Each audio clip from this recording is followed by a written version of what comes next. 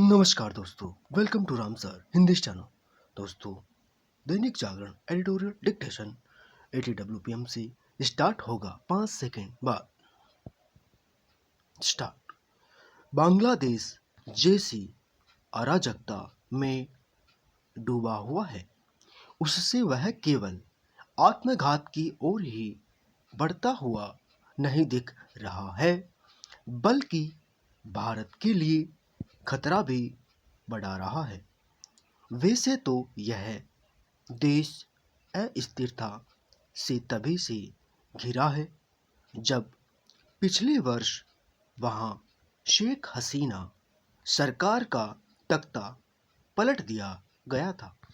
लेकिन बीते दिनों हालात तब बिगड़े जब तख्ता पलट में शामिल एक छात्र नेता को गोली मार दी गई। यह वही छात्र नेता था जिसने कुछ ही दिनों पहले पूर्वोत्तर को भारत से अलग करने की धमकी दी थी। उसकी मौत की खबर आने के बाद अराजक तत्व सड़कों पर आ गए। उन्होंने बांग्लादेश के 2 प्रमुख अखबारों के दफ्तरों में आग लगाई। एक प्रमुख सांस्कृतिक केंद्र को आग के हवाले कर दिया और भारत के खिलाफ माहौल बनाने के लिए भारतीय उच्चायोगों को घेराव शुरू कर दिया। चूंकि हिंसक भीड़ भारतीय उच्चायोग के भवनों में घुसने पर आमादा थी, इसलिए वहां वीजा सेवाएं बंद करनी पड़ी। यह तब हुआ जब कुछ ही दिनों पहले बांग्लादेश में भारत के खिलाफ उग्र बयानबाजी के लिए वहां के उच्चायुक्त को तलब कर नाराजगी जताई गई थी। बांग्लादेश में भारत के खिलाफ जहर उगलने वाले ही नहीं, बल्कि अल्पसंख्यकों और विशेष रूप से हिंदुओं पर हमले करने वाले भी बेलगाम हैं। इसी कारण वहां के एक हिंदू को इस निंदा के झूठे आरोप में पीट कर मार दिया गया और फिर उसके शव को भीड़ के सामने जला दिया गया।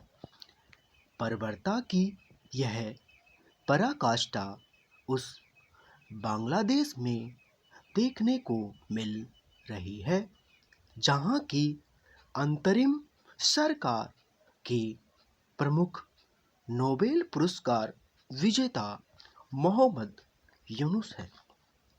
अब इसमें कोई संशय नहीं है, मोहम्मद यूनुस कट्टरपंथियों के साथ साथ भारत विरोधी तत्वों के हाथों में खेल रहे हैं और उन्हें शह भी दे रहे हैं।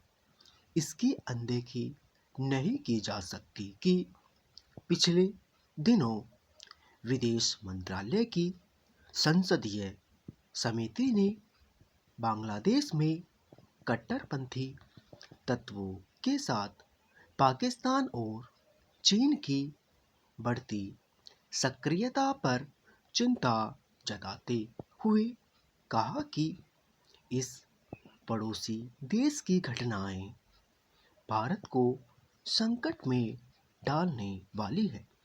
यह संकट अब और भी अधिक घना दिखने लगा है।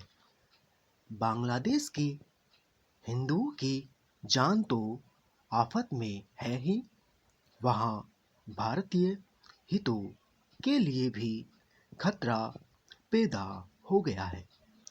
बांग्लादेश एक ऐसे समय अराजकता में डूबा है जब वहां चुनाव नजदीक है। अब इन चुनावों का सही तरह होना संदिग्ध है। इन चुनावों में शेख हसीना की पार्टी आवामी लीग को भाग लेने से रोकने के साथ ही पाकिस्तान पस्त जमाते इस्लामी समेत अन्य कट्टरपंथी ताकतों को भी चुनाव लड़ने की छूट दे दी गई है। चिंता की बात यह है कि चुनाव बाद वहां इस्लामिक कट्टरपंथियों के वर्चस्व वाली ऐसी सरकार आ सकती है जो भारतीय हितों के खिलाफ खुलकर काम करे। दोस्तों, आज के इस डिक्टेशन की पीडीएफ और कुछ इम्पोर्टेंट आउटलाइंस आप हमारे टेलीग्राम चैनल से ले सकते हो, जिसका लिंक वीडियो की डिस्क्रिप्शन में है। तो दोस्तों, आज के लिए बस इतना ही। तब तक के लिए जय हिंद, जय भारत।